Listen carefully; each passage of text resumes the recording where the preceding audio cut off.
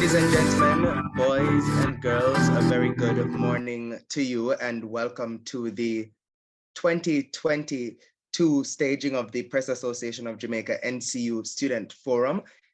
This morning, we're going to be having a discussion surrounding the topic of children, sex, and the media, regulation and responsibility in the digital age. Now, this conversation is expected to not just look at some of the issues surrounding coverage of children and sex in the media itself, but we want to also have discourse surrounding you or students who are being trained to become media practitioners and the role you think the media plays in not just portraying children and how we portray children and sex, but the things that you would want to see changing or the things you want to see happening in the space as it relates to coverage of these issues. And some of the things that as students, you may have concerns about coming into the field. My name is Javon Keys, the director of the Press Association of Jamaica, and I'll be your moderator this morning.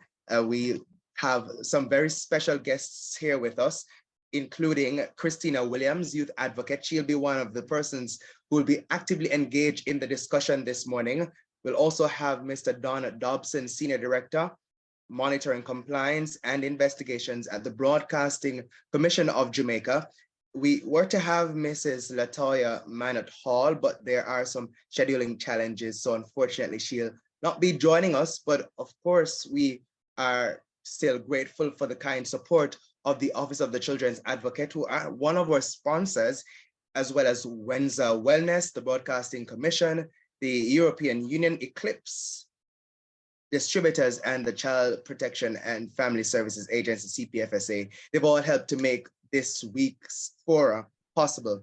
Now, as I said earlier, we've had discussions in Kingston on Monday, and we had an event yesterday in Montego Bay, and we find it important to ensure we engage with as many of our constituents as possible, including you, our students. And again, thank you so much for taking the time to be with us. Now, before we get into what will be a close discussion involving, hopefully many of you will be participating and sharing your thoughts because we want you to engage, I invite at this time the President of the Press Association of Jamaica, Mr. Milton Walker, to give some remarks. Mr. Walker, thank you for joining us. Good morning, Javon, and thank you for hosting. Good morning, everyone. Good morning to our students and to our panelists. First, I wanted to thank you all for joining this online forum. We would love to have been there with you, but we understand the Northern Caribbean University is not back to face-to-face. And, you know, we know that COVID, as Jamaicans say, is still around, still a keep is the expression. And so we all have to be on our guards. Now, we have had Journalism Week starting on Sunday with our church service at Christ Church in Vineyard Town. And we had a very good service on Monday. Our first of the three fora at the Pegasus was very riveting and exciting. It's there on our YouTube page. And then we had our Veterans Luncheon on Wednesday, where we honored 5 veterans of our professions. This year, we focused on those who have served behind the scenes. We also had the second forum yesterday in Montego Bay at the Montego Bay Community College Lecture Theatre, and that also was very well attended, and we had really good discussions. It was streamed live on 2 radio stations in that side of the island, and recorded also for broadcast. Now, today we are at Northern Caribbean University, and the topic, as Javon said, is about children, sex, and the media, responsibility and regulation, or regulation and responsibility in the digital age. And it's such a very important topic because anything involving our children is of paramount importance to us as a profession and by extension as a society, because children, you know, they're our future, and we need to make sure that they're protected. We need to make sure that where there is wrong, that justice is served, and that we do everything in our power not to put them in harm's way or give them give any leeway to anyone who may be, pushing dangerous and harmful content in their way. And that's something that we all have to be concerned about. At the forum yesterday in Montego Bay, that was a major portion of the discussion about that particular aspect. Now, we have tomorrow our journalism awards show that will be at the Courtly Auditorium in Kingston, where we'll honor all the journalists in terms of what the work that they have done across all platforms, radio, TV, and print, and also news and sports. So we look forward to that. But I just want to thank you all for coming, and I will thank also our sponsors for the forum, the Office of the Children's Advocate, Windsor Wellness Center, Eclipse Distributors, the Broadcasting Commission of Jamaica, the European Union, and the CPFSA. But thank you all for coming, and back to you, Javon. Thank you so much, Mr. Walker, for painting a picture of some of the things that have happened this week, or National Journalism Week. And of course, we hope to see some of you tomorrow at the Courtly Auditorium, where we celebrate the National Journalism Week.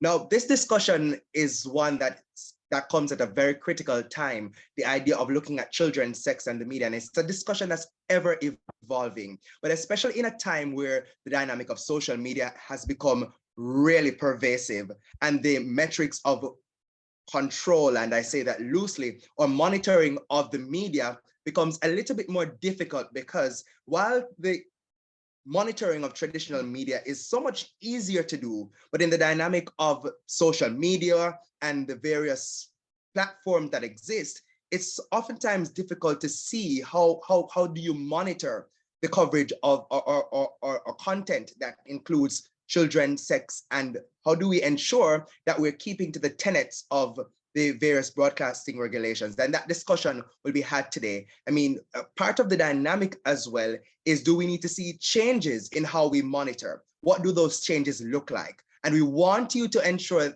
ladies and gentlemen, boys and girls, that you share your views. This is an opportunity for you to ask questions, to bring across ideas that you may have. And to kick us off, I want to invite our child advocate or youth advocate, Christina Williams, to give her opening remarks.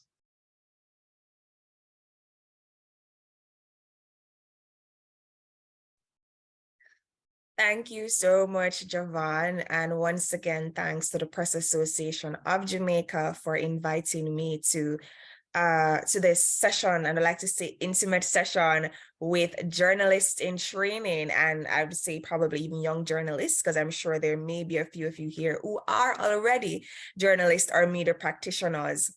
I would have spoken at the staging in Kingston, so I'm excited to be here and to share with you. And as Javon said, it is a sharing space. We're looking forward to an exciting conversation with you, to hear your suggestions, recommendations, and to ask your questions. So today I wanted to focus a little bit more on, how it is as young journalists in training, we want to charge you, because I'm not a young journalist in training, how you'd want to chart a path forward that is better. So at the staging in Kingston, I would have talked about how it is. I would have first applauded the Press Association of Jamaica, applauded journalists overall, as well as the Broadcasting Association of Jamaica. I hope I got the terminology right. Correct, Javon? Broadcasting Commission. Broadcasting Commission, thank you. The Broadcasting Commission of Jamaica, on how it is that over the number of years they have worked together, as well as in their respective roles, to ensure that there is a do no harm approach to how we handle children and sexual offenses in the media. I do know that there are a number of guidelines that the Press Association of Jamaica, or just overall journalists, work with, as well as there are legislation provided by the Broadcasting Commission of Jamaica that guides how it is that we report on children and sexual assault or sexual violence in media. So I know that we have the policies in place, and I would have applauded that. What I would not know is how many of our journalists in training or young journalists are aware of these policies. And it's important that it's approached in two ways. It's approached one, where it is that the organization that may be your teaching institution, so for example, NCU or any other institution, UIMONA, CARMAC, etc., that it's a central part of the curricula of these institutions. That while you're learning, how to video properly, how you're learning how to write a report properly, you're learning how to interview, that these guidelines, these do no harm guidelines are a central part of that. And that the overall approach of empathy, which is what we've been talking about over the number of days, empathy and responsible reporting are central principles in the delivery of that content to students, right? So that's the first approach, the responsibility of teaching institutions. The second responsibility now is that I want my student journalists, I want my young journalists to also take it upon themselves to seek out this information. As a young advocate, there's a stance I've always taken, that we have a right as young people, right? We have a right as young people to be given the best education possible, to be exposed to personal development. But we also have a responsibility to want excellence for ourselves. So I've never been on any platform where I'm always pointing the finger this way only, because the fingers come back at you, right? I think as young people, young journalists in training, if you want to be excellent at your craft, if you want to ensure that you're winning the awards, right, that will happen tomorrow, and outside of that, to be remembered as someone who was always circumspect, who was always responsible, was always empathetic, honest, you apply your integrity in your reporting, whether you're doing TV, radio, written, etc., that you're always excellent. I would also encourage you to seek out this information. So if you find a gap in what you're being taught in your institution, and I don't think there should be many, if any, gaps at all at NCU, which is, I would say, one of the best institutions possible that you could attend to learn journalism or media. But if there are any gaps, I would encourage you to seek out this information as well.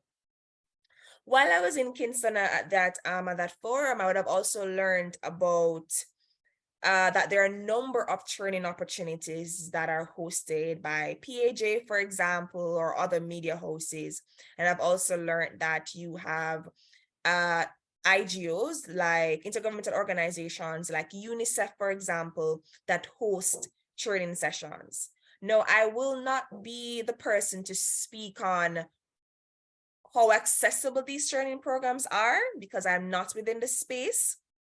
But I would say that if they are open to student journalists, young journalists, that you should also access them where possible. Because once again, it's about personal development and trying your best to access as much information as possible to make you an empathetic journalist, a responsible journalist, and a journalist of integrity. I also want to add here that I would also challenge my young journalists and journalists in training to challenge stereotypical, negative stereotypical, I would say, manifestations or representations of the media. So while, I heard a lot about how headlines are inherently sensational, because you want to cut through all these different media stories from different media outlets, and you want people to jump at your story. And as a result, headlines are inherently sensational. And I listened and I noted that, because I think there is value in understanding that.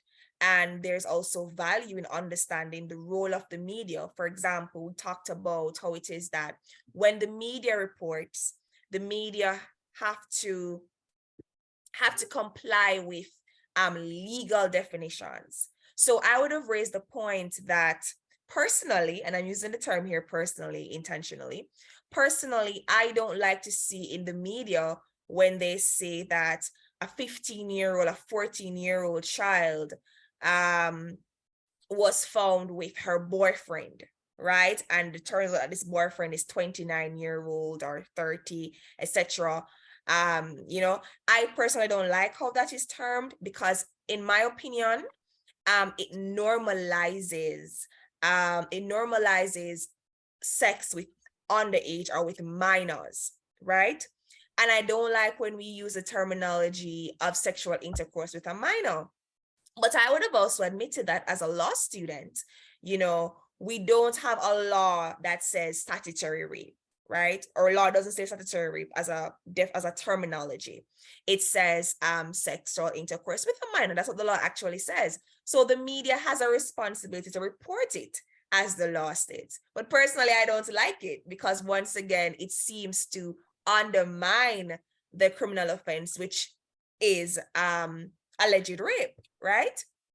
So I say that to bring it back around to the point of how can you, as a young journalist or a student journalist, challenge these norms? So yes, it's a norm that we must report with the legal terms, right? That's the norm. That's what we're working with right now. But is there any way, you know, is there any chance in there that in using the terminologies again, being empathetic, being responsible, being understanding, trying not to normalize these criminal offenses against children, that there's a way in which we can report on sexual intercourse with a minor without it undermining or seeming to undermine this very serious offense, right? So I may not be able to give the answer to that completely because I'm not a journalist in training, but based on what you are learning in class, are you seeing any little leeway there, anywhere you can play with to say, okay, we're going to comply with the legal definitions or the legal stipulations, but while we're doing that, we're also going to ensure that we're reporting is not in any way, shape, or form normalizing or undermining this particular criminal offense. And that's how I want my young journalists, my student journalists to be thinking, to be not just going into the profession and just keeping it as it is. I'm sure there are some things we want to maintain because the media does have, traditional media particularly, have a culture or of, you know, it's really respectable, right? It has outlived and it's a prestigious institution. That's how I see it, right? And as somebody who relied a lot on the media when I was growing up for all of my information, to awaken my social consciousness, that's where I first developed my fervor for social justice, because I read everything there and I was like, oh, well, this is happening in Jamaica. I want to be a part of the solution. So I'm very much respectful of the media. But while it is that you want to respect the institution and maintain certain principles, how it is that you can also challenge that institution to make it better. Those are my opening remarks. All right, Christina, a lot said, a lot of important points made. Looking at the teaching and learning process in our journalism training institutions, and the idea of looking to take training beyond the institution itself. And you've also challenged our journalism students to look at whether or not they could find more palatable ways to report on the matters involving children and sex. And we want to delve a little bit more into that. But before we do so, let's look at the regulatory side of things. And at this time, I invite Mr. Don Dobson, who is from the Broadcasting Commission, and he has responsibility for monitoring, compliance, and investigations at the BCJ. He's the senior director with that responsibility. Mr. Dobson, thank you so much for joining us this morning. Thank you, Javon. and commendations to the PAJ for organizing this forum. Good morning to my fellow panelists, Christina Williams, students, and all other participants. Now, it's no secret that the convergence of communication platforms has resulted in an exponential increase in the volume and variety of content available to consumers. I mean, citizens, especially our children and youth, can access largely unfiltered information, unfiltered content across a variety of platforms and apps. And the flow of content is no longer restricted by geography or infrastructure or device. No, this is something to celebrate because it has been enormously empowering and liberating. But on the downside, in the digital age, what we're finding is that it's far more difficult to protect children from content that might be harmful, content that is not appropriate for their age. And when I say content, given the nature of this forum or the topic that's being discussed, I'm talking about sexual content.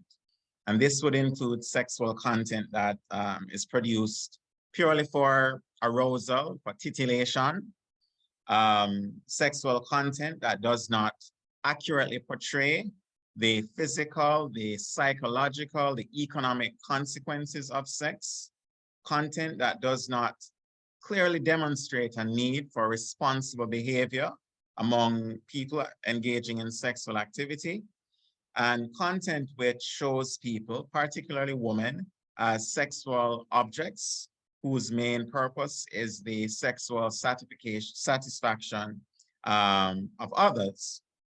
I would have recalled a news item last year in The Guardian where singer Billie Eilish remarked that access to porn or exposure to porn really destroyed her childhood. And she said because of some of the things she saw, she actually believed those things were normal. And when she began dating and she became sexually active, she would engage in practices that she would have seen in those pornographic films. So risky activities, harmful activities, because she felt they were normal. It wasn't until she aged, became more mature, more knowledgeable, she started to realize the damage that she had done to herself and the risks that she had exposed herself to. And she has attributed this to early exposure to pornography from the age of 11. So it is clear that the existing laws and regulations are inadequate, to be quite frank. And the Broadcasting Commission is of the view that regulation in the new era has to be more sophisticated. It can't rely solely on the traditional directives and sanctions employed by regulators in the past. Digital, media, and information literacy programs are key. These can promote critical thinking and awareness that will help to diminish the harmful impact that sexual content can have on viewers and listeners, particularly youthful audiences, impressionable youth. Consequently, we have been prioritizing digital media and information literacy, and our regulatory toolkit now includes a mix of sophisticated educational and advisory interventions, as well as the traditional sanctions. And so through our schools outreach program, we continue to develop the capacity of our young people to understand the impact media, whether that be music, video games, movies, news, can have on their mindset, their attitudes, their behavior. We try to help them to be able to distinguish between fantasy and reality, what's happening in real life vis-a-vis what they're seeing portrayed on traditional media platforms or online platforms.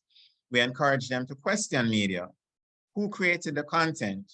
Why was it made? Who profits? Are there motives to be identified? Are there biases, overt and subtle messaging? Are there agendas being pushed? And we encourage them to resist content that portrays harmful and risky behavior as normal, desirable, socially acceptable, fun, and or rewarding. Because as much as we might not want to admit it, children are the ones in control over what they access, irrespective of the interventions that we put in place as a regulatory body or interventions parents implement within their homes or on the devices they give to their children. There's really no way to absolutely guarantee that they won't be exposed to certain types of content, whether that be sex, violence, etc. So the key thing is to ensure that if and when exposure takes place, they have the capacity and the competence to manage how they deal with and respond to that content. We also continue work on the digital media and information literacy framework and the electronic media and content policy, both of which will provide a modern framework which contributes to the creation of a knowledge-based, digitally literate, and empowered citizenry. Now, in closing, I just want to reiterate that protecting children from harmful media content that can be harmful to their development, to their health, must remain a priority for government, for media, for parents, teachers, civil society, all stakeholders, to be quite frank, because what we require is a united strategy in relation to digital literacy, so we can collectively strategize, plan and execute a transformational agenda. A few years ago, the UK's House of Commons Digital Media, Culture and Sport Select Committee called for digital literacy to be the fourth pillar of education, alongside reading, writing, and math. This should also apply to Jamaica. Thank you. Thank you so much, Mr. Dobson, for painting the regulatory side of things, the need for regulation to adapt to this new paradigm, and the difficulty to gatekeep in a time where there is social media, Web 2.0, and though it has its advantages, allowing people to understand and see what's happening across the globe and reaching new paradigms as it relates to content and sharing content, the difficulty is that it is hard to really control what gets to various audiences, and children are exposed. And gave a very good anecdote looking at an example of someone who was exposed to sex and sexual content early, and how later on they recognized that that really impacted their modus operandi and their approach to different things later on. So thank you so much, Mr. Dobson. We're going to come back to a few of those points. You spoke about the outreach programs and some of the regulatory frameworks that exist now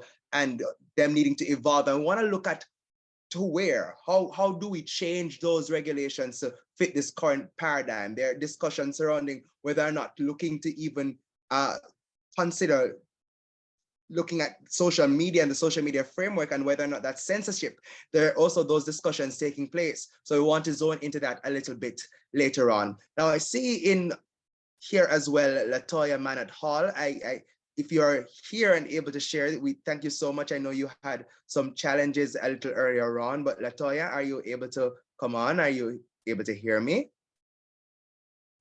Yes, I'm hearing you quite Great. well, Javon. And greetings to everyone that is on this platform listening to you. You'd have to update me a little bit as to where the conversation has been, because as you know, I am commuting, I'm driving. So I am only able to connect with you without visuals. So just briefly. Sure thing. So far we had Christina and Don giving their opening remarks on the topic, children's sex and the media regulation and responsibility in the digital age. So they've given their opening remarks looking at the need for the regulations to evolve. Christina also spoke about the fact that she wants to have a better understanding of where the training institutions and the role the training institutions play in ensuring that students who are training to become journalists understand their role in how to report on media. And she also spoke about the need to shift from certain stereotypes in reporting on children and sex. So it's opening remarks now. So I'm sure you're able to share with us from the Office of the Children's Advocate perspective, your purview on this topic of children, sex, and the media. All right, well, thank you again for the opportunity, Javon, and for the Press Association of Jamaica having such a meaningful, as we've been saying over the last couple of days, a very meaningful and very timely forum to discuss an issue that is burgeoning, for want of a better word, in society. From the vantage point of the Office of the Children's Advocate, we, as I've been saying over the last couple of days, we are concerned, or I should say, our position is that there is a role that traditional media has to play in terms of maintaining that view that we once had, that traditional media was responsible for not just giving information, not just information sharing, but also for educating. And I think if we understand very clearly within the framework of the traditional media partners, that this is something that is expected of us in an advent of technology where we have social media as a competing entity, then I guess that we will have better monitoring, better information sharing, and what is going out into the public space will be controlled in a more responsible way. For the most part, I think most media houses in Jamaica, not all, most media houses have had a grasp by now as to what it means to report on children's issues, especially when it comes to sex or anything that has to do with them being abused. But there are still some gaps that need to be closed. And this is where training is offered by institutions like myself, in partnerships with organizations such as UNICEF, that is concerned about how a child's rights are breached when information is shared about them in a less than meaningful way, or in a way that does not offer them the level of protection that is needed. Our colleagues at the Broadcasting Commission have been saying it, that we are living in a digital age, and the digital age now requires us to be more responsive in terms of how we put data out there, how responsive we are in terms of what we gather, what we create, what we share, how we share it. There are competing entities now where traditional media is concerned, because those persons who are like bloggers and persons who just have a phone in their hands can take information, disseminate it however they want, and they are not held to the same amount of rigors as those who are controlled within the framework of traditional media by the Broadcasting Commission, and of course entities like ours that monitor the media to ensure that whatever is placed in the public space about children is wholesome and that it is being done in a way that is acceptable. Now, I believe that meaningful partnerships can be formed between all media entities, whether they're traditional or non-traditional, and these partnerships should be with the vested view that children are important, their stories must be heard, and that we should be very sensitive in how we deal with matters concerning them, and not just be caught up in sensationalization or wanting to get information shared with our supporters or readers, those persons who consume our information, so that whatever is put out in the public space is done so responsibly, ethically, and the children are taken care of or are represented in the way that is acceptable. Thank you so much, Latoya, for sharing some important points there to think about, the idea of the new age of media with bloggers, and how do we approach that really is something that we want to talk about, and the need to be more responsive. And of course, the traditional media landscape and its role in being truth tellers, and people look to us to expect that we are going to come with information that is sound and factual, and the need to, while there is the social media age, for us to continue to balance that narrative and engage in the space nonetheless. So let's get into it. A part of the regulations that cover traditional broadcast media is the Children's Code for Programming. And that code has a number of headings to include looking at the time for programming that includes violence, sex, graphic images, etc. Now, Mr. Dobson, you spoke about the need, some areas that need to be changed as it relates to regulation, but as it relates to the current code, what would you say are some areas that you think would need to be tweaked in order to meet the current paradigm of things, considering social media, considering the issues that we have with pornography, child pornography, and sexual content going out? Well, it's not so much about the code itself, but more so who it applies to. And so the code is for the traditional media operators or television stations and radio stations. And that's it in terms of its reach. It would not be covering the online platforms. And that's the challenge because content on free-to-air platforms is regulated differently than is content on social media platforms. And rightfully so, because you can't just take broadcasting rules and impose them in the online space. When you consider the volume of content online, the variety of content, the source of the content, user generated, and the fact that most of the online platforms don't actually create the content. They provide a platform for the content created by you, by me, to be shared. So it's how do we encourage, in the first instance, the online technology companies to adopt some of the principles that are relevant for free-to-air broadcasters in terms of regard for fairness, regard for accuracy, and regard for potential harm that content can cause. We see where some of these platforms have put in place measures to allow you to report problematic content or content that you have a problem with. And if it's deemed in violation of their community guidelines and rules, that content is removed. But I would say that doesn't go far enough. And so the question is whether we need now to have formal laws in place to compel technology companies, the online platforms, to ensure that protections are in place, to limit, if not totally eliminate, the exposure of certain types of, or children being exposed to certain types of content.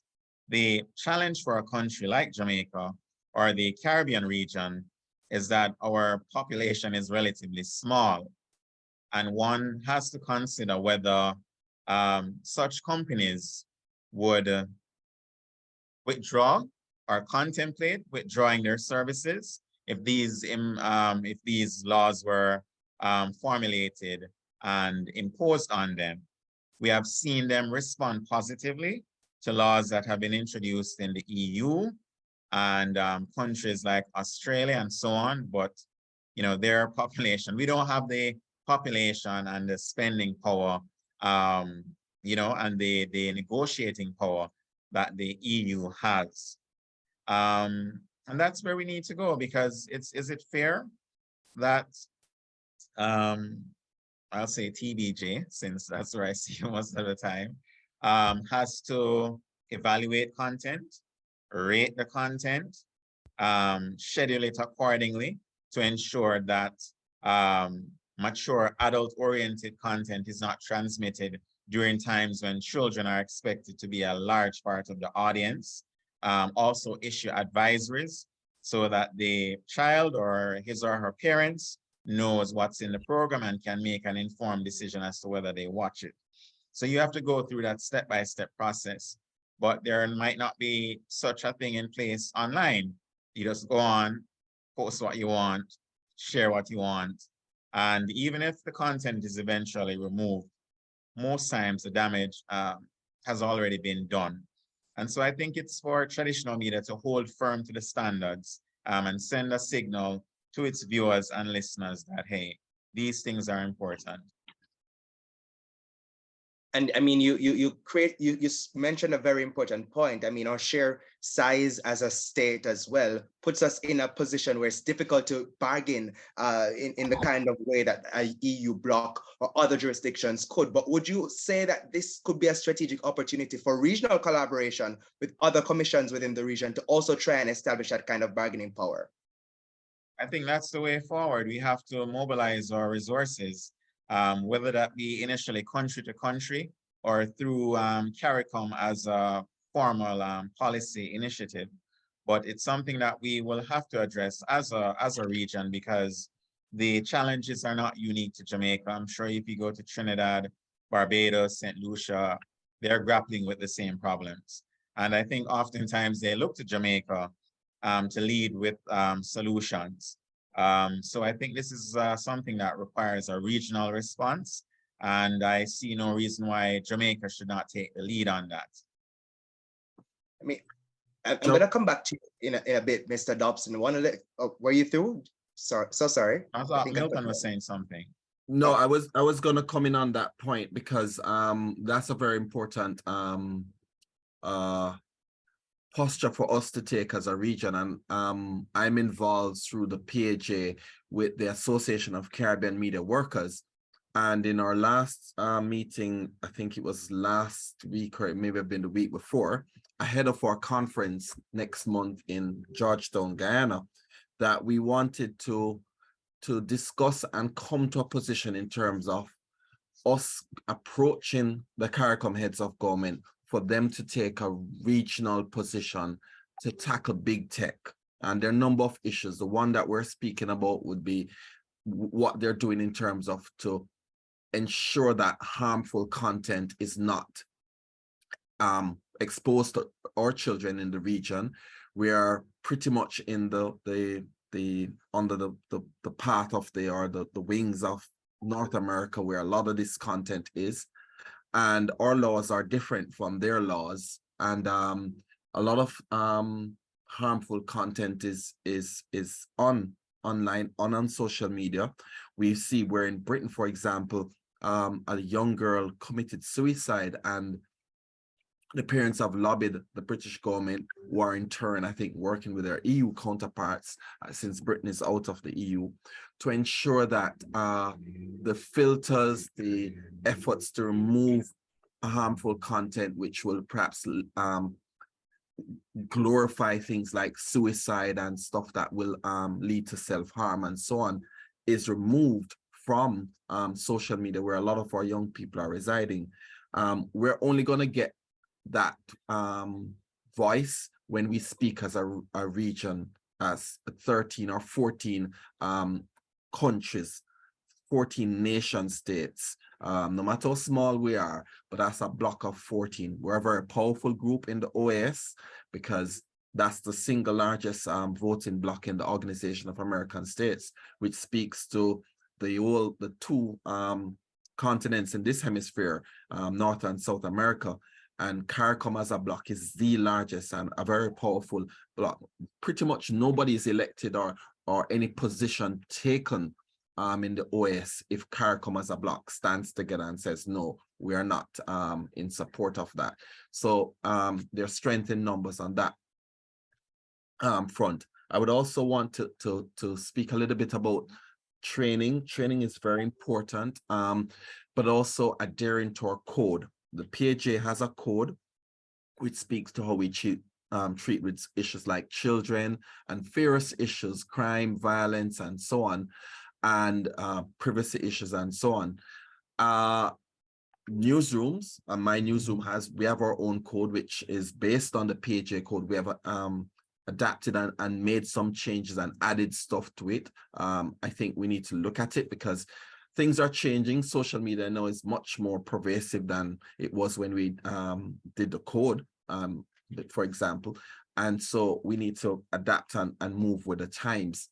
We also need to constantly ensure that our journalists are aware of the code. We have a lot of new entrants in the profession, that they understand all the intricacies and the code, and what it means, what are the implications. You don't interview children without their parents or guardians' permission. that children are protected, and all of those important details that we must follow every single day when we work. One of the challenges is that we have large portions of our population, not just in Jamaica, but across the region as well, who are increasingly getting their news on social media. Now, we have heard that a lot of people follow social media and then they'll come to traditional media, whether it be radio, TV, or print, to validate, is this true? And if they don't see it, then they'll say, okay. The fact is, though, that a lot of them would have consumed it and started to kind of form an impression, and not many or all come to traditional media. And so those persons are left with a false, erroneous view of a particular situation. And that's a problem, particularly where it involves children. And that's where you then start to see horrible memes coming about, you know, the child, oh, well, Mira said she did this, and Mira said she did that and stuff. And that's just simply wrong. And there has to be responsibility. There has to be some move to get those bloggers, those persons in social media to understand that you simply cannot post everything. You cannot post something as soon as somebody tells you that that's what they hear happen, because in many cases, it didn't quite go that way, or it didn't happen at all, you know, and that is a problem. That's one of the huge challenges that we face in this Absolutely. country. And I mean, you're very right about that. But do you think that also shows the need for traditional media to meet its audience where they're likely now and transition to social media as well? Indeed. And I think pretty much most social media, most traditional media have a social media presence. Some are much more established, some are working on it and building out and so on. But yes, it's a space that we need to get in. We need to get in there. Having said that, though, there is a thirst for stuff as it happens for it to be posted. And I know a lot of the sites on social media, there's a rush. It's a sprint. It's like a 60-minute dash to see who can get the stuff up first. You know, we know all of them, you know, they have all these fancy names. And they just post any and everything that comes to them as it happens. And sometimes they give out people's personal information. We've seen recently, this is a slightly different subject matter, but with the SSL fraud case, where a document was produced, it was circulated widely, but it had people's personal financial information. That's not something that you release at all.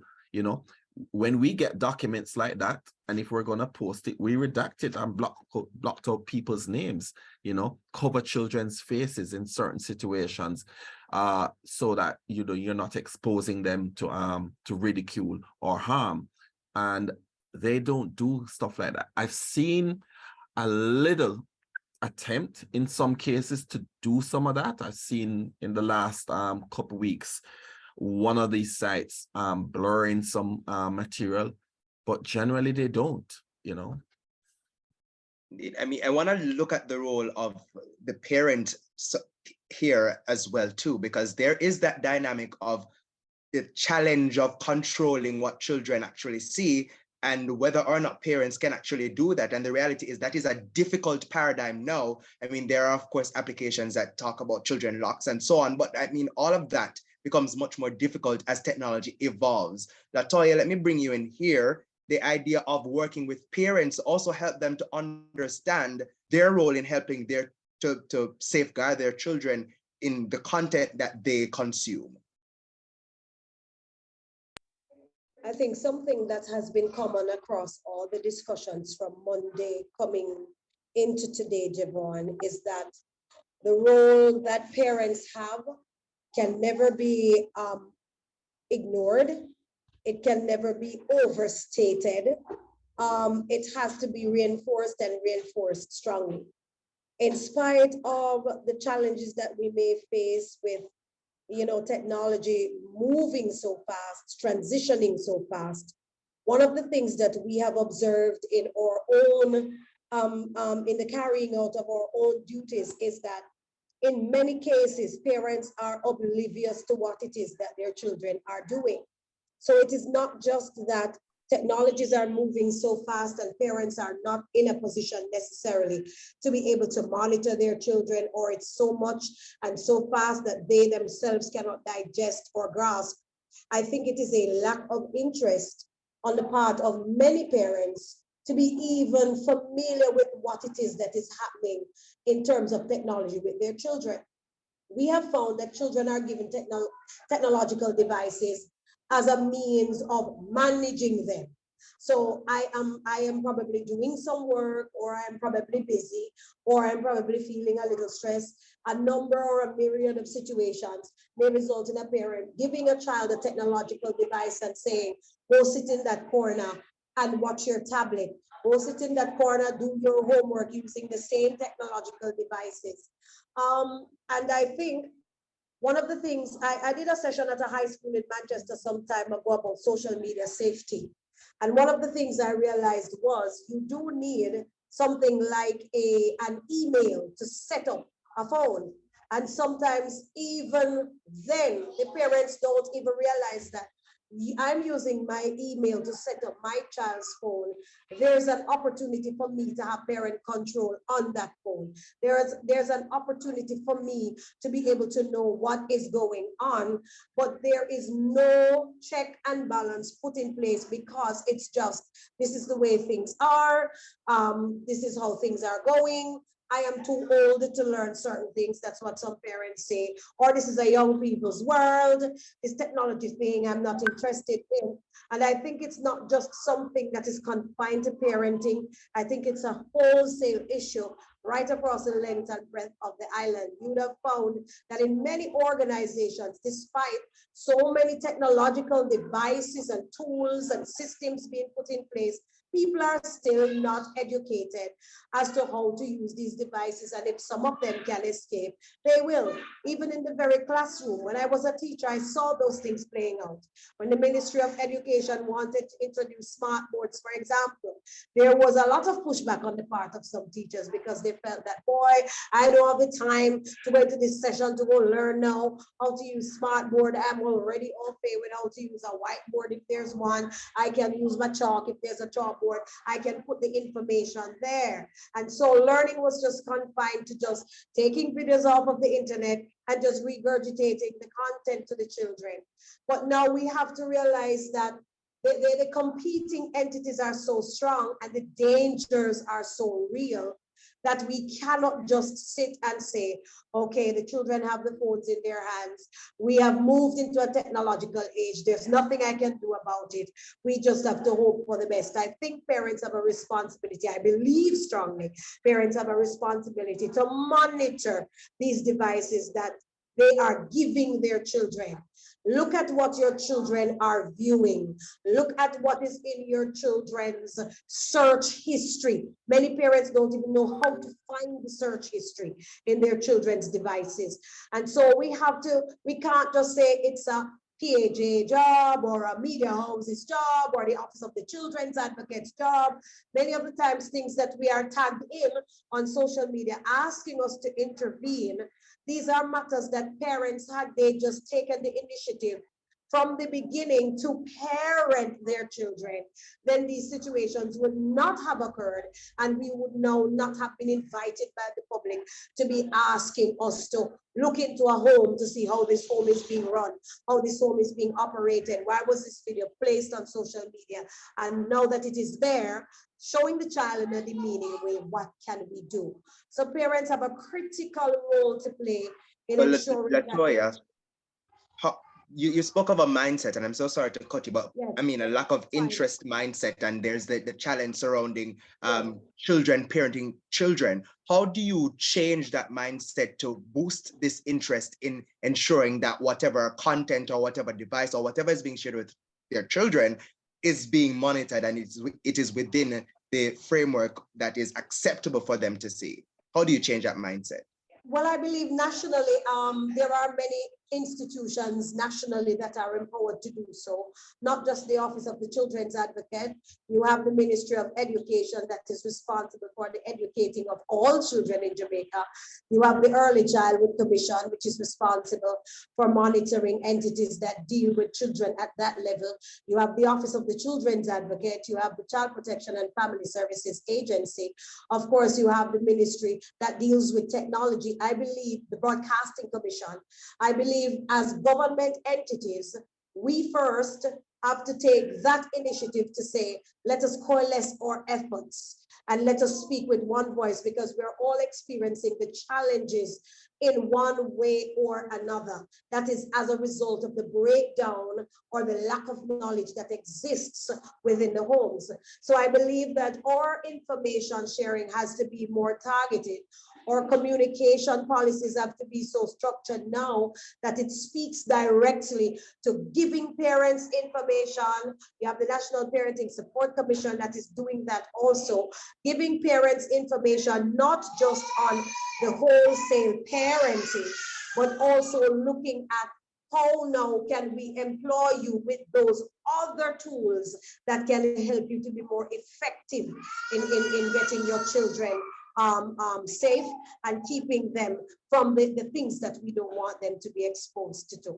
So I think if we take a nationalistic approach and there is more coalescing, as I said before, of resources and initiatives. We've joined with the Broadcasting Commission before to do projects, and so more partnerships of this nature to put information out there can be useful, and it will help, I believe, in helping parents to change a view that they now have.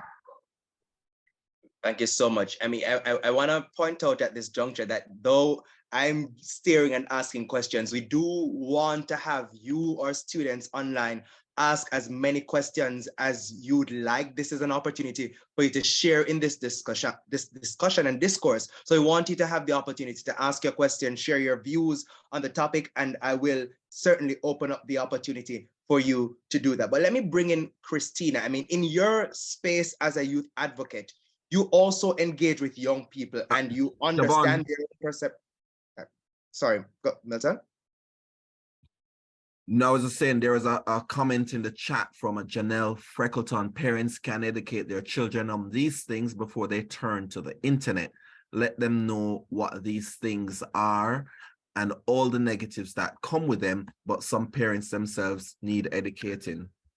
Absolutely, that and that's it is a very important point to make, and that's why Latoya spoke of the fact that there has to be a multi-sectoral, multi-agency approach in also helping to reculture the minds of parents and students themselves, so they see their own individual roles in helping to reduce how some of this content goes out in the first place, which would in turn also help us as media and you, the regulators, in your job in reducing this sexual content going out and reaching our children. So Christina, let me bring you in here. I mean, do you get the sense that, and this is probably for maybe our adolescents more so than our young children in and of themselves, but do you get the sense where children also understand their role in this paradigm of content sharing and them helping to also bring across some of these messages? And what do you think needs to be done to help to engage them as young people in this process of understanding their role in this new age of media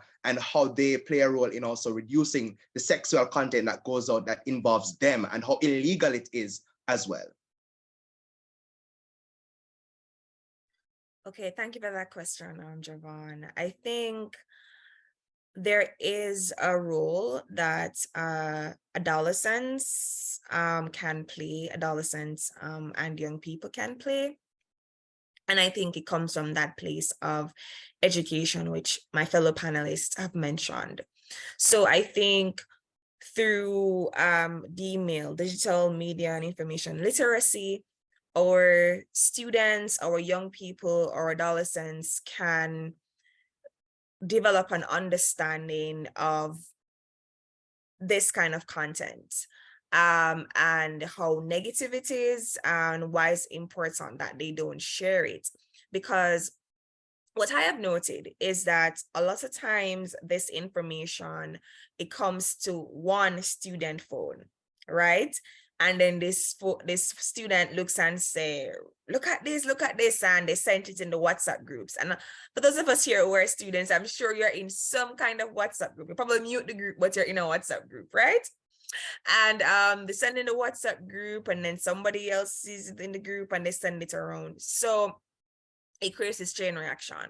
So I think we have to also have young people develop this also shared responsibility of not adding fuel to the fire, not adding to the negative content that we have online by sharing. We need to also teach this responsibility of that not everything is worth the click, the retweet, the like, because we do have this issue where our young people do feel validated by interaction online. So you post a video online and you want as many likes as possible, many retweets as possible, as much engagement as possible. And that is why we have so many, well, that is why, but we see where we have a lot of young people who have become famous because of the content that they've put online. We have a lot of young influencers. They are teens, they are young adults, they're influencers, they're on TikTok with millions of followers. They don't have to go to school if they don't want to anymore, because they have become rich off of social media. So let's be honest as well about the realities that we have. And so we have young people who are feeding into this culture of, I want to be the next TikTok star, the next influencer, the next social media famous person. And then they may feel like they need to put out content that is provocative, that may be sexual or sexually suggestive, whether of themselves, but that's also a point to note, whether of themselves or of others, to gain that following, that engagement. So we in our old D-mail approach, we also have to combat that aspect of things, of the young person who wants to engage on social media to gain following or to gain some kind of notoriety, and to say, well, while it is that we may encourage creative expression online within certain boundaries, we wouldn't want you to do it at all costs. And that's something that our young people need to understand and act on. And then, of course, also explain the legal implications of what they're doing. We do have the Cybercrimes Act, and we have the Child Pornography Act. Or young people need to also be aware of these acts as well, these legislation as well, and how it is that they may be prosecuted, because we do have criminal liability from 12 years and above. So a young person, even though you're young, even an adolescent, you can be prosecuted based on your age. So they also need to understand that they can also be held liable under this particular legislation. But outside of the shame and blame type approach, there's also need to just be the sense of you want to be responsible, you want to protect yourself, you don't want to put yourself in harm's way, whether for the present or the future. I think they also need to understand that sometimes what happens online right now may not affect you right this minute, but it can affect you in the future. So right now, you know, it's just a matter of you're a young person, you're posting, it appears fine, but then when it's time for you to apply for a job, right, they pull this content from your page, it may have a negative impact on your chances in this particular setting. So I think it's understanding the role and responsibility that they have towards others, because you also want to protect your fellow person. There needs to be a sense of community among everybody, whether you're a young person or an adult. And then also the sense of responsibility that you have for self. That's important.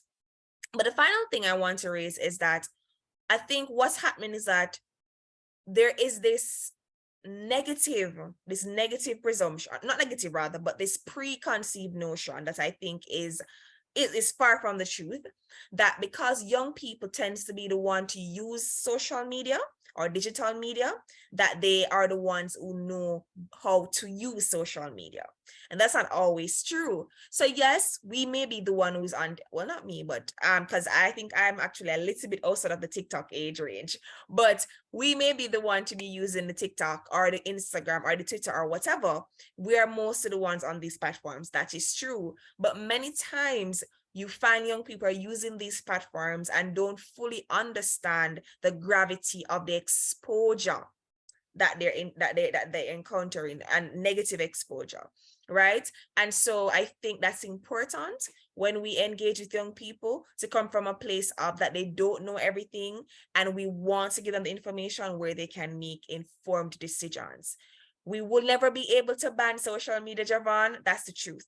We may be able to regulate it, especially for our children, but we won't ever be able to ban social media or digital platforms. So our young people have to be armed with the knowledge so they can make responsible decisions, especially when we don't have someone around them to be literally guiding them, because we won't always have a parent around our young people, or our children, or a teacher, or some other adult. So we need to be able to arm them with information that they can make responsible decisions. Thank you so much, Christina, identifying the idea of some censorship rather, and identifying the role of young people as well in the dissemination of content, and the need also for there to be much more education surrounding the use of various platforms, and how each of us as individuals will play a role in the idea of how we share content and how we can reduce the dissemination of content involving sex and children. This is the juncture where I invite anyone at all, if you have questions, if you have comments, concerns, this is the opportunity for you to share. So does anyone have any questions so far? Not a question. Hello, I'm Laurie Henry. I Hi, just Laurie. would like to, I teach journalism at DCS. So I just would like to speak about the program a little bit. And absolutely, and the role of the training institution in the paradigm of teaching our journalists in training how to adapt to the space, and how do you treat with content surrounding children and sex. Absolutely. Right, thank you. So very interesting conversation, very relevant. In terms of our program here, there are some things I want to point out that we do. We introduce the students to the codes, the PAJ Code of Ethics, but we also look at SPJ Code, and that's the Society of Professional Journalists, which is an international code. We also may look at other codes as well. And they get an exposure to, well, what are the ethical considerations for journalists? And this is for all our students. It's in the intro course. It's not just limited to those who take journalism as a major. So they get exposed to that, and they start to think, well, wow, I didn't know that, there are these ways that we have to think about how we cover issues, and of course, issues related to children. And it will give rise to interesting questions when they have to write. Miss, there's a child involved. Do I put the name, or how do I leave the name out? How do I, they start to think along those lines. We also cover citizen journalism, which came up.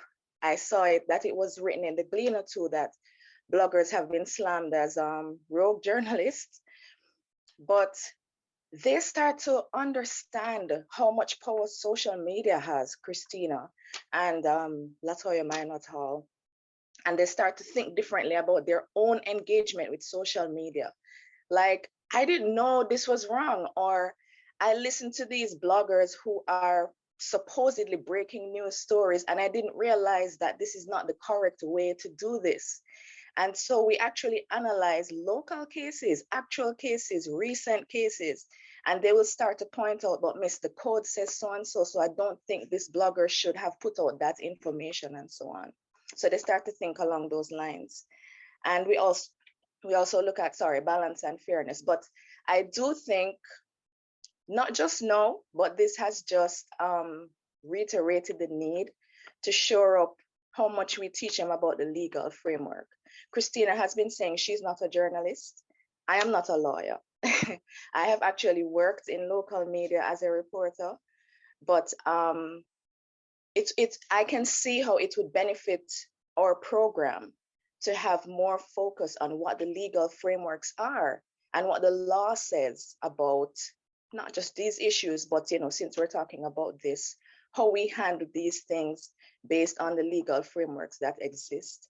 So I believe that our students are pretty well exposed to the issues that surround these kind of sensitive things, children and sex, and how we report those things.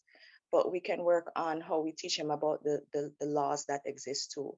There is something I want to share before I stop talking about. I find it a little bit disturbing as a teacher. We teach them, of course, how to write your hard news stories and how to write features. For the features, they are allowed to find newsworthy stories, newsworthy personalities to write on. And over the years, I have found it quite disturbing that I get features almost every semester. Intro to journalism, news writing 1, news writing 2. People will write about their sexual experiences that started when they were children. You know, people who went through abuse, sexual abuse. And it's mostly females that you know, they write about.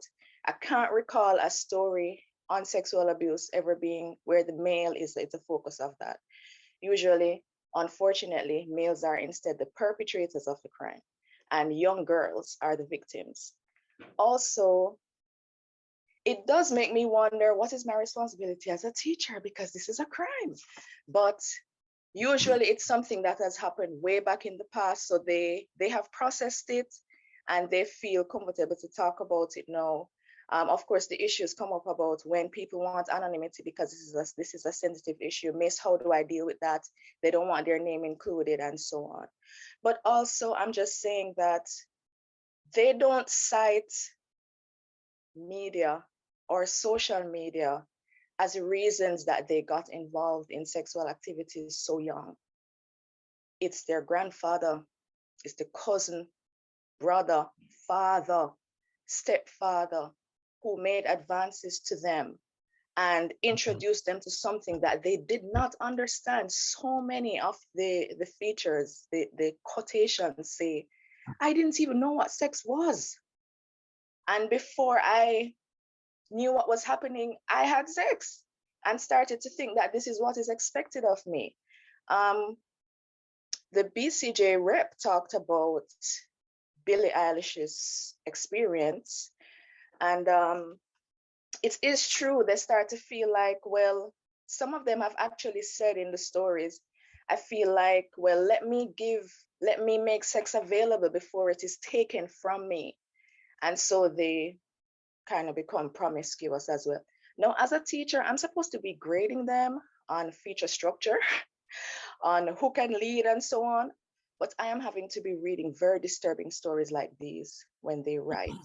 And so I just want to throw my weight 100% behind the comments about educating families how to help their children manage these issues and how to protect them from people who they may think love them, from people who they think they can trust, right? Because sometimes the perpetrator is right in your own yard. We have a story like that right now that broke this week. So the socialization aspect of media, and the students are seeing the importance of that, using media as a way to show that this happens in our society. These are the results. These are people who have been through it.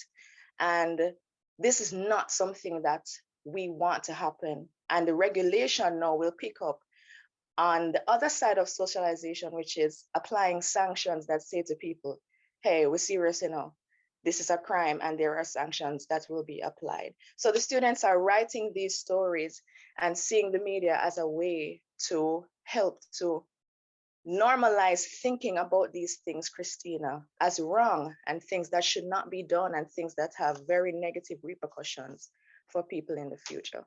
That's my input. Thank you. Thank you so much, Ms. Henry. I mean, you've said a whole lot that I think we would love to follow up on. And I mean, before I come to you, Milton, one of the things that I'd love to get your view on is the idea of the role of training institutions and new media approaches. Do you think that there needs to now be a greater look at how do you teach students to also operate not just in the newsroom or in traditional media spaces, but also looking at the paradigm of new media and its operations, and how do you treat with these kinds of sensitive matters? Ms. Henry. Oh, that's my question? Right. I'd love to get your view on that, or whether or not you think that there needs to be a little bit of changes, some changes as it relates to the approaches to training, and not just looking at traditional media, but new media and its approaches, so that when you have students now deciding no longer to go into a newsroom, but they're going to start their own YouTube channels, that same kind of principle is still adhered to an extent. Yes, not only do I think it needs to be done, I am happy to say that we do it. We send them to social media to look for possible stories. And I'll tell you, our students are not shy about telling us when they start the program that they don't read news that much. They don't watch the news that much.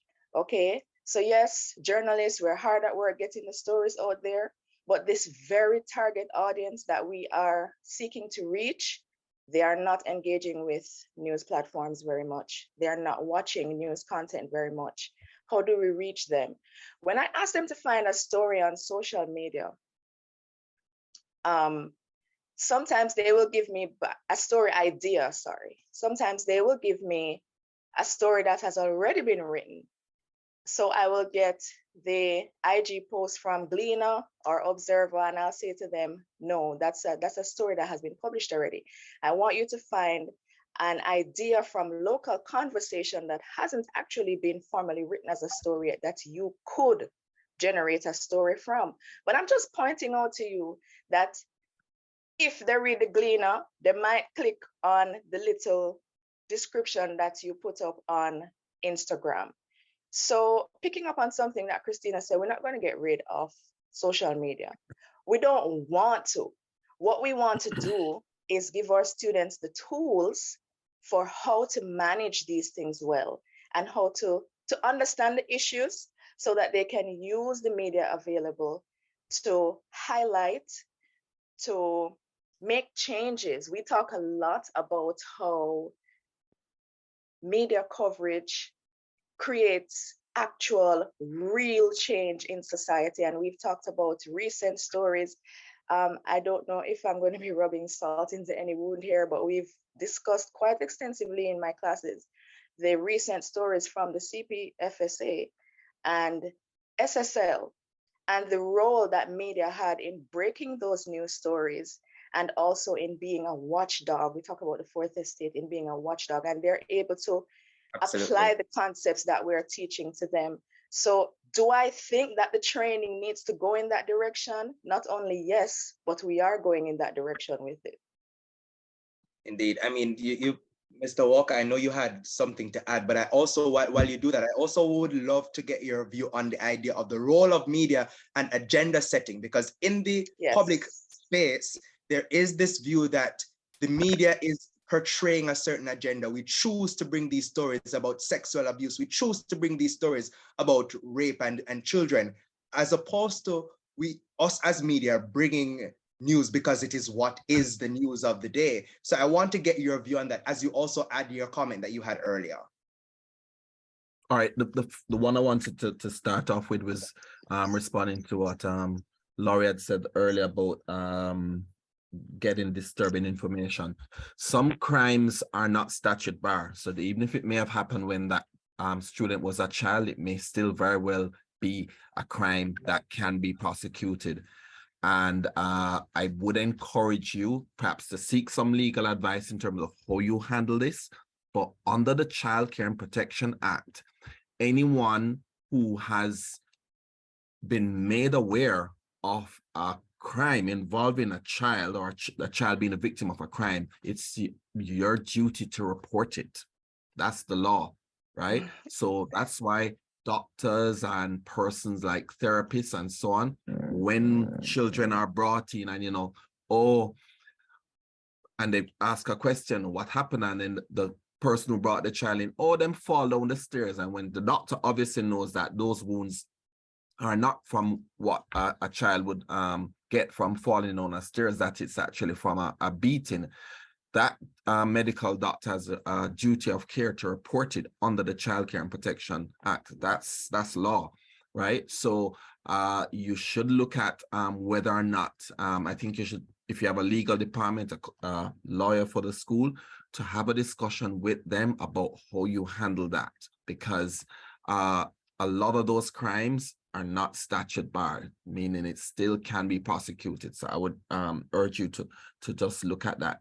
The other thing I was wanted to know is how much discussion or training do your obviously something I want to know for all communication schools, but do you discuss the legal framework within which we journalists have to operate? Because there are a number of laws, pieces of legislation which impact our work. I mean, the Child Care Protection Act is one, the Broadcasting Commission Act, the Libel and Slander Act, those all impact our work, and we have to do things in order to comply.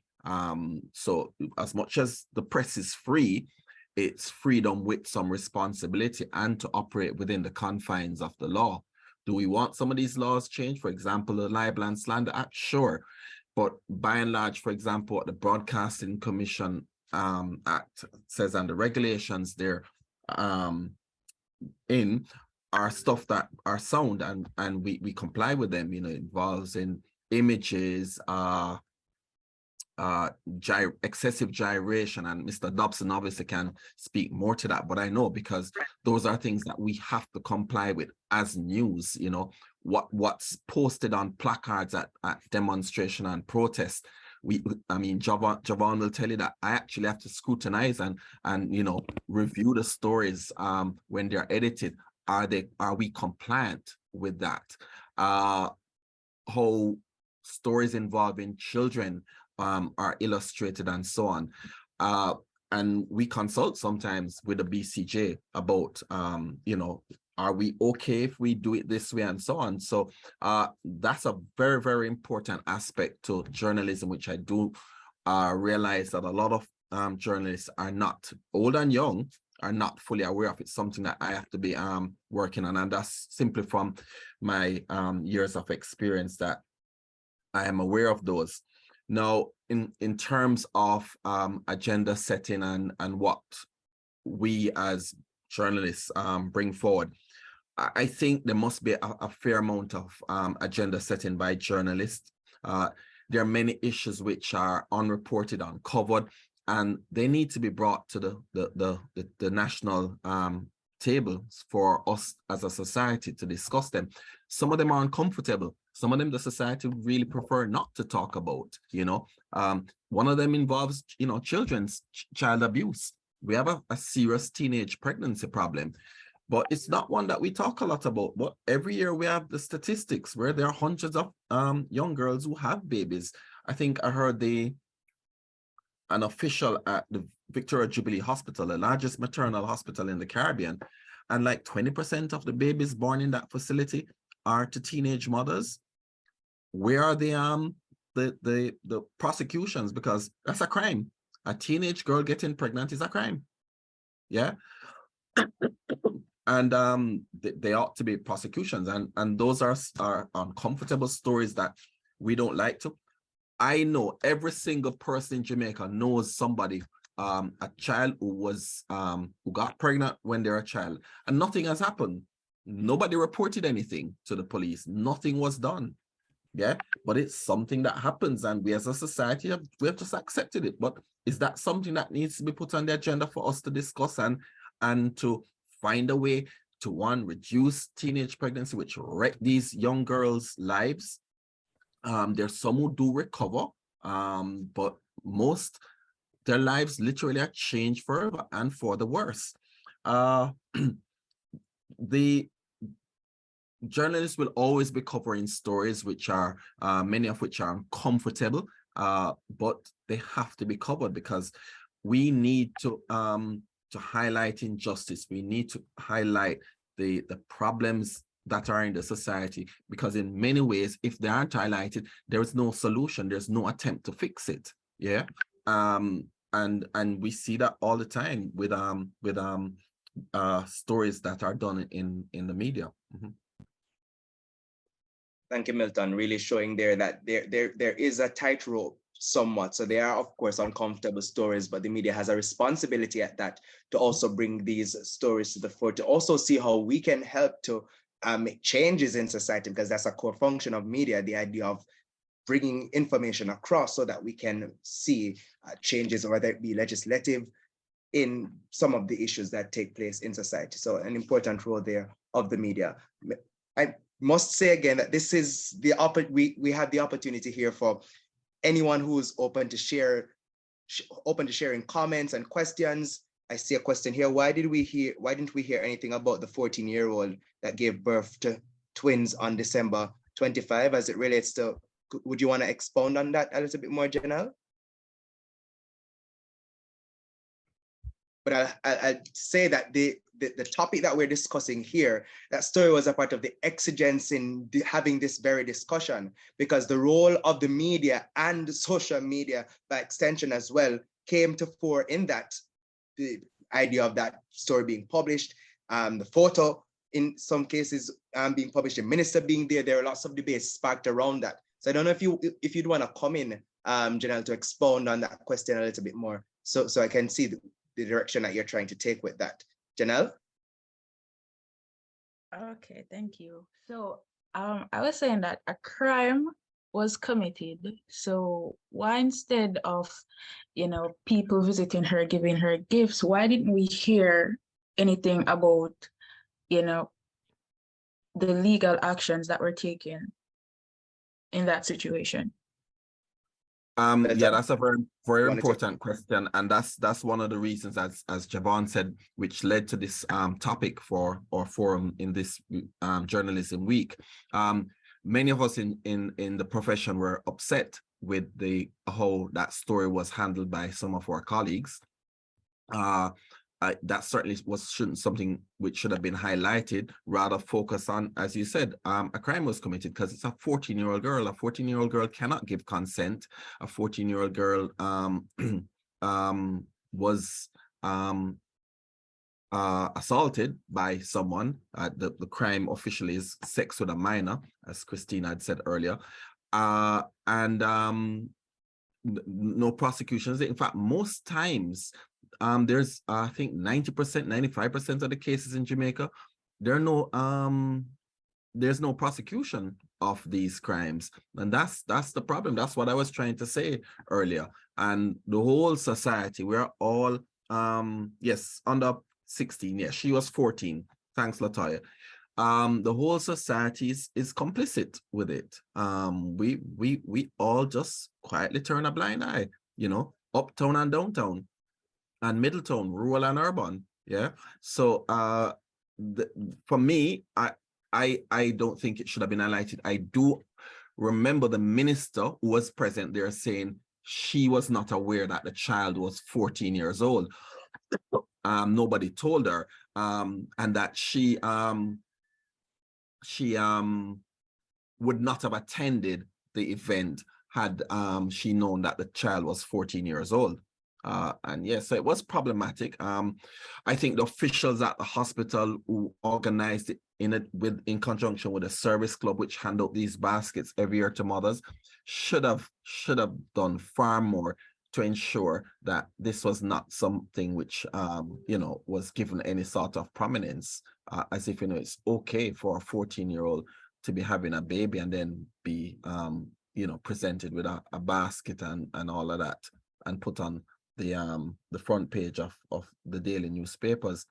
The other thing is, these crimes can only be prosecuted with the cooperation of the victim in because a baby was had from this liaison, and then the police would need to be able to get some evidence, and it has to be some credible, tangible evidence of who the father is. And fortunately, most cases, they aren't willing to talk. Latoya, would you like to comment on this one? Yes, very cautious. If you are able to.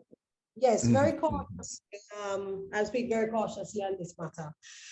Because as you know, Milton would be very familiar with the fact that the CPA prevents us from speaking about anything that is sub judice or speaking about particular matters even before they have been dealt with in a particular way legally. Where this child is concerned, we did our checks and we understand that the father is a teen father, but that is not something we would put out in the public space either for the protection of both children, because they would have been two children. So we would not have put that out in the public space any at all. So even though there would have been public furor and so on, we would not willingly, as an agency vested to protect either child, in this case, we would not be putting out information in the public to say, X, Y, or Z. And I think a lot of times people think that even where our agency is concerned, that there's not a lot happening. And it is because I heard Milton make mention of the CCPA. The CCPA curtails, and I'm glad that it actually does, how we are able ourselves to share information as it concerns children and information that is sometimes being dealt with before the courts. A lot of times people, they try these matters in the public spaces long before we get to do any kind of investigation, long before we get to do any kind of real work. And sometimes this creates impediments for us. And also, based on how the public reacts, sometimes it also causes information not to be willingly shared. So there's a twofold effect. Sometimes people want to share information to say, yes, this is what has been happening. But at the same time, depending on how the public responds, you may find the people are not willing to dispense information for fear of retribution or any kind of backlash coming their way. And so if you visit the OCS page, you'll realize that there is something posted there from the Children's Advocate speaking very much about the informal culture in Jamaica and saying that, you know, there's a way that information can be shared where persons don't have to necessarily be fearful. How the story was handled, I think, would have been of concern to us. We would have shared the general concern that other persons shared, which would have been her age being highlighted, because you could have had the story being shared that someone gave birth, not necessarily highlighting her age, among other things, which would have been the result of the public furor that would have come up. Because really care to say, the community that they're working in. I'm hearing somebody in the background. Sorry, Tashika, I think your microphone is open. Yes, so to say that she didn't deserve, because I think what a lot of people are missing the point that was being made. Some people are saying, boy, she shouldn't be given a gift because what you're doing is celebrating teenage pregnancy. That's not, I don't think that's the general position that wants to.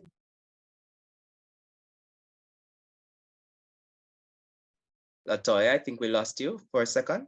Are you hearing us?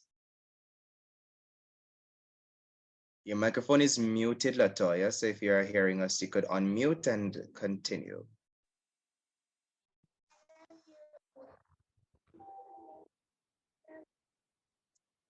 Latoya?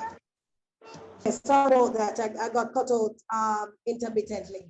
Yes, so I was saying, I think what we want to go out into the public is, as Milton has been saying, is that we have a responsibility to pay very keen attention to these matters that are happening to children. Report what we know. It has become something that we've somewhat accepted, that children are having children, while it is very much illegal, and it is something that needs to be dealt with in the correct way. People have information, they refuse to share it for whatever the reason. And sometimes, many times, we think these births come out of a consensual situation. It's not necessarily so. All right, thank you so much, Latoya. As we look to wrap up, do we have any other questions or comments from students, other audience members who are here? I just wanted to say though, may I? Sure, Lori, go ahead briefly. Right. Even if it is consensual, if they are below the age of, are you hearing me? No, I'm shaking my head and saying it cannot be consensual once they're below the Right, age of because consent, it's exactly, absolutely that's the not point I consent. wanted to make. Because Not sometimes at all. these young people think that, well, I was actually to someone from the victim support unit speak about this. And she was telling a young lady that they have to report her boyfriend to the police. And she was shocked, like, what a me game? You know, why would you call the police on him? He did not rape me.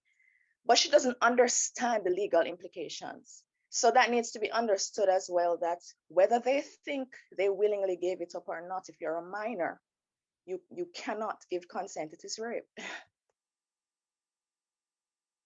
Absolutely. And that's why they're on. saying, if you know it, report it. But Don, you have some I comments. just wanted to ask a question as to whether there is a gender dynamic that needs to be probed with that law, because it would appear that if two persons under the age of 16 engage in sex, one is treated as a victim, the female, and then the male is treated as a perpetrator, for want of a better word. So there seems to be some Good issues point. that need to be worked out where that is concerned. Latoya, If I may address Sure. that, Don, that no longer happens. Right. Once it is something that used to happen on the part of the police, where they used to, when they are told of situations where two children engage in sex.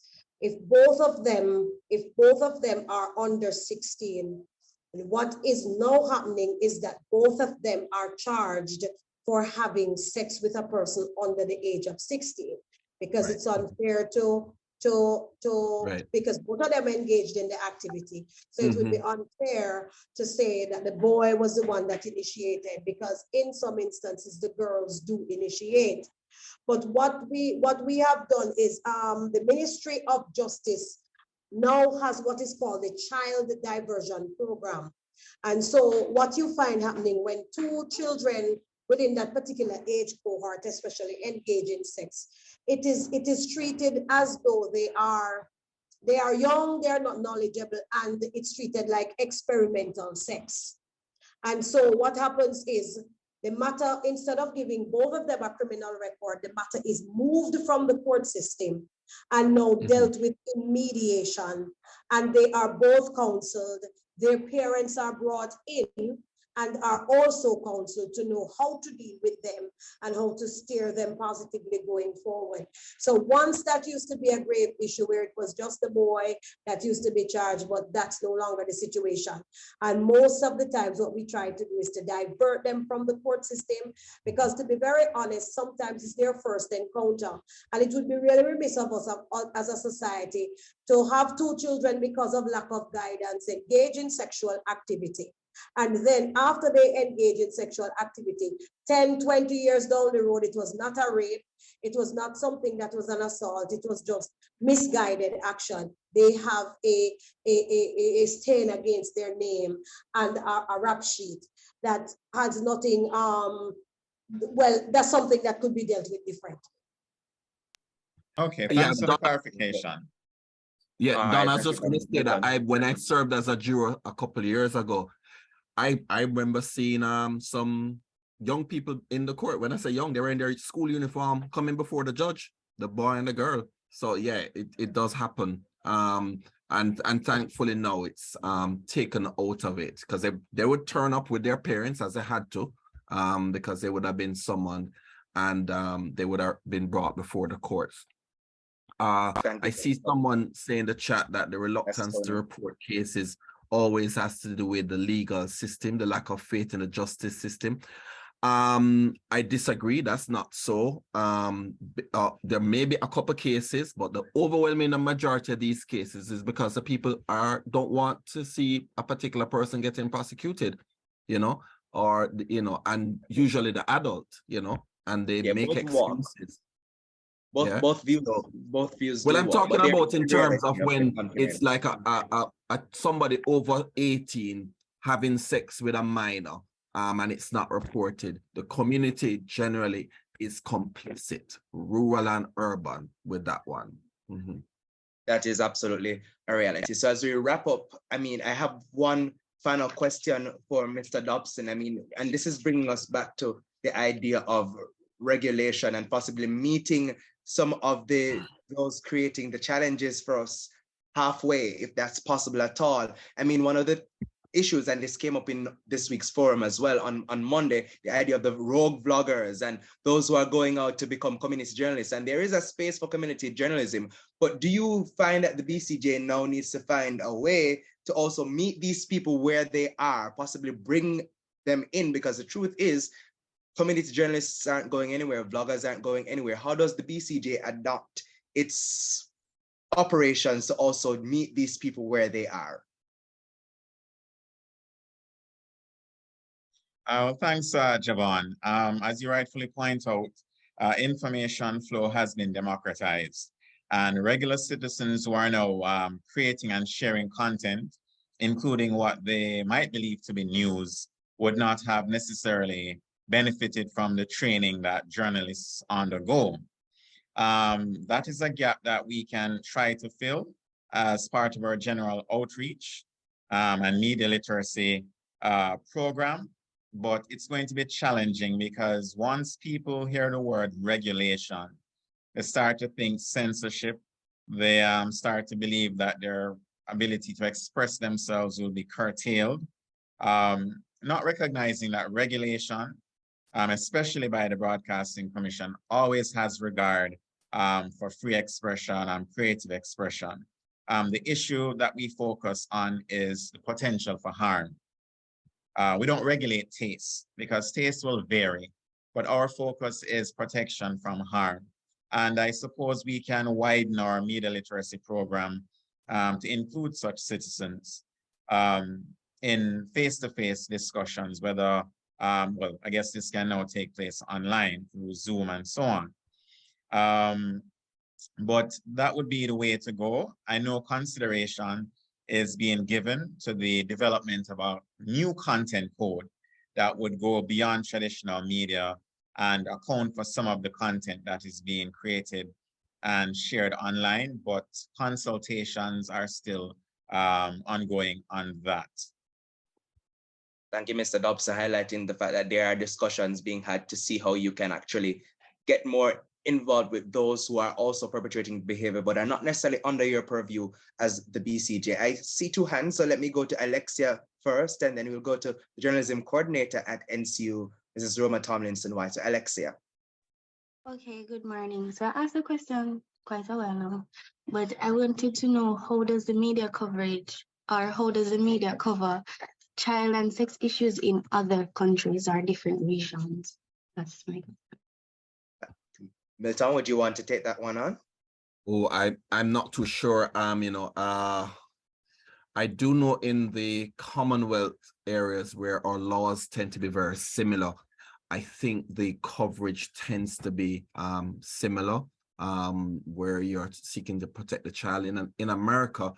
And this part is not necessarily because of to do with sexual offenses, but in America, for example, which has a serious gun crime problem, and you do have children with guns, quite often I see America charging and trying children as adults.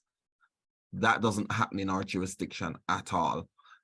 So that's a difference. So you have a 15-year-old being tried as an adult in America, and then they deal with them. Our system does not do that. So that's a clear difference on that subject matter. But in terms of the Commonwealth and the Commonwealth Caribbean and the rest of the Commonwealth, apart from perhaps the new countries which do not have the British legal system, like Rwanda, which was a French colony, Mozambique, which was a Portuguese colony, and I think there are two new additions. I think it's Guinea-Bissau, which is was a Portuguese colony.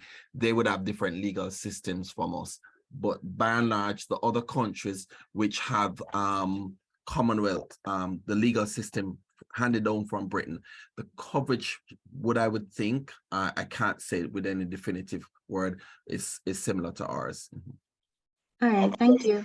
Yeah. Thank you so much, Alexi, for asking. Of course, these jurisdictions would be governed by their own broadcasting regulations as well. And I'm sure, I mean, the discussions are ongoing as it relates to how do you treat with social media, bloggers as well as, or whatever they are called in various spaces, but Web 2.0, those who are disseminating content and information, and how do you try to navigate the idea of regulating and not censoring, and can you even regulate in the social media space? That's an ongoing discussion taking place in various jurisdictions. Mrs. Tomlinson-White. Hi, good morning, everyone. We're just about wrapping up. I'm sharing the unofficial thank you.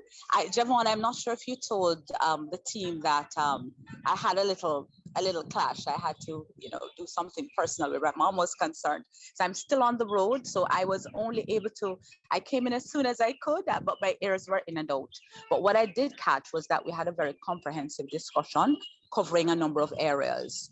I take note of the whole business of, reminding our students constantly of their own responsibility, because they're the ones who are going out into the field, and some of them are already in the field. So while I took note of many other things, I just want the team to know that we also took note of that. That is important, and that is ongoing as we seek to deal with, especially how we as journalists maneuver in an ethical and civil manner the online space.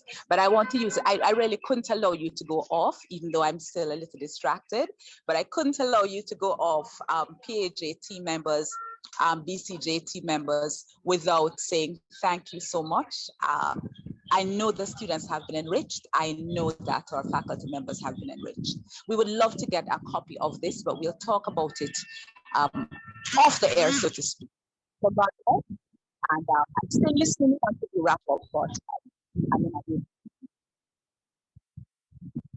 Thank you so much. I think we lost you a little bit at the end there, Mrs. Tomlinson-White, but thank you so much for having us and helping to get this together. And of course, we'll talk about sharing the recording. And we hope that all that you have to do will be sorted today.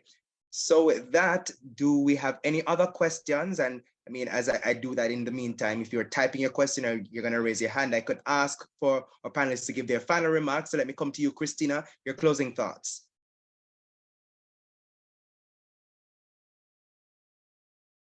Okay, so the video is on.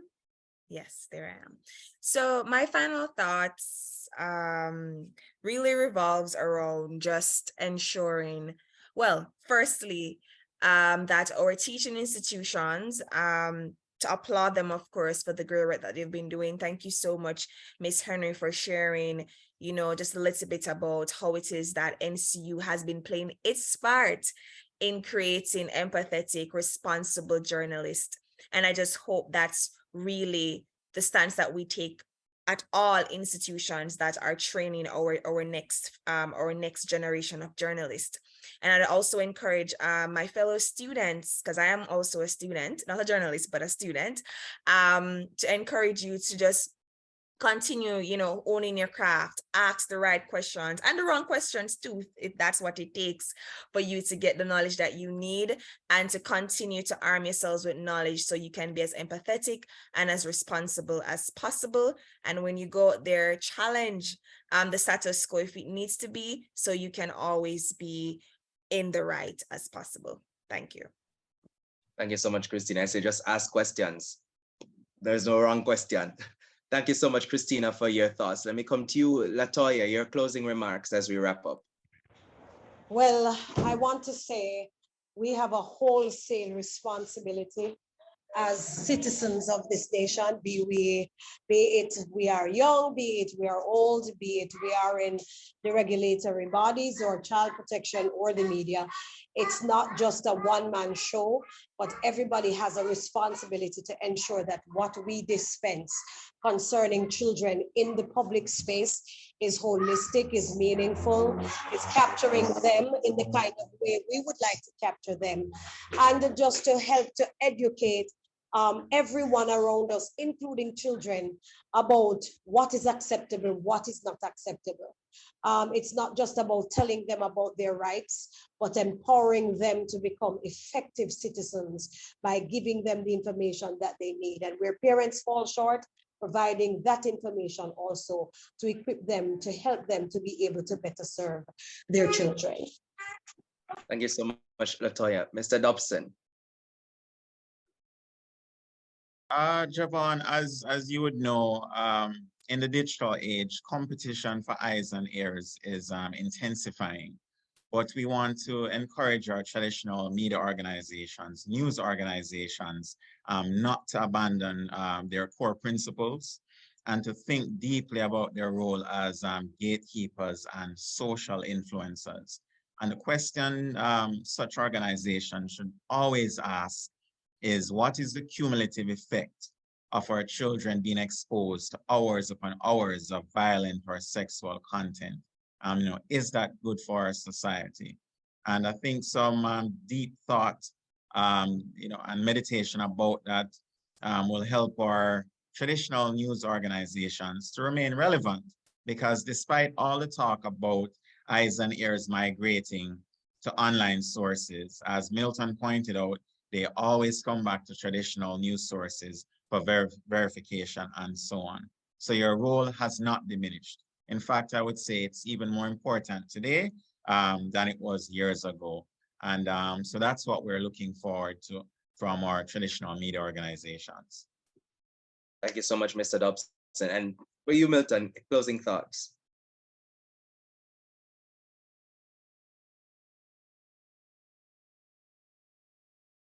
Sorry, I was muted. Yeah, I think one of the panelists just said that, yeah, journalists just need to stick to their core principles, follow the codes for the organizations that they're working on, for the general journalistic principles. Once you adhere to those, you're generally going to be on the right path. That won't stop you from ferreting out information, breaking important stories which need to be told, going and doing the unreported stories. But whatever story you're telling, once it involves children, you must exercise some duty of care.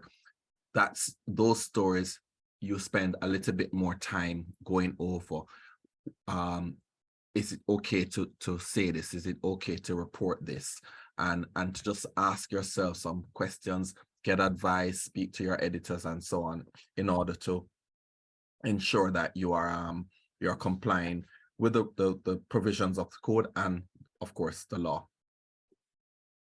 Thank you so much, Mr. Walker. So it's been a very, very fruitful set of discussions, I'd say, this morning into afternoon.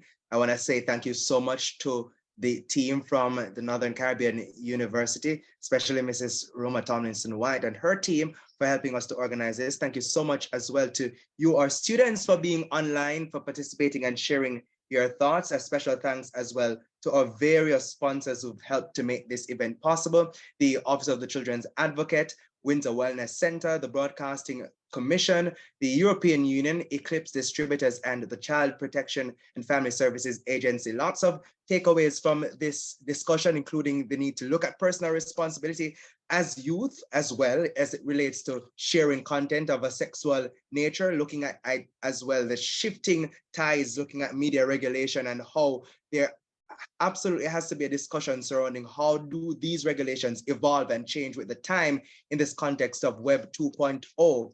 And of course, discussion surrounding the teaching and learning process, the need for training institutions, for journalists to be able to keep up with the tides as well, to ensure that ethics and media literacy, and also the idea of social media and its role, is taught in journalism school. And of course, beyond that, how each individual in society has to be exposed to training and knowledge surrounding media literacy, sharing of content, and how do we treat with issues surrounding children, sex, and the media.